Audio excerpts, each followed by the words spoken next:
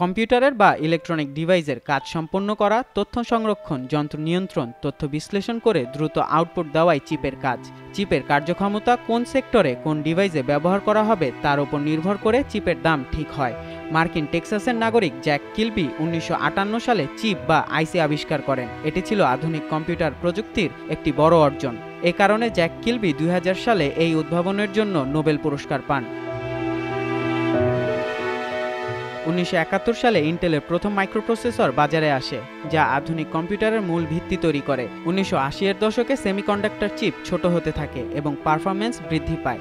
Chip প্রযুক্তি আজকের computer, super computer এবং অন্যান্য অত্যাধুনিক ডিভাইসে ব্যবহৃত হয়। দুনিয়াতে 11 রকমের কম্পিউটিং সিস্টেম আছে। তাতে সুপার কম্পিউটার নানা রকম বৃহৎ ডাটা অ্যানালাইসিস করে তথ্য দেয়, যেটা পিসি পারে না। এরপরে এসেছে কোয়ান্টাম কম্পিউটিং। সে কম্পিউটার মেশিন লার্নিং বোঝে, এআই চালাতে পারে।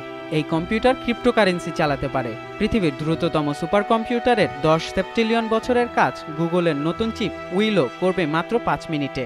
10 সেপ্টিলিয়ন ঠিক কত বড় সংখ্যা? 10 সেপ্টিলিয়ন লিখতে আপনাকে একের পরে শূন্য বসাতে হবে 25টি। গুগলের এই আবিষ্কার কোয়ান্টাম কম্পিউটার যুগের যুগান্তকারী উদ্ভাবন বলে মনে করেন প্রযুক্তিবিদরা।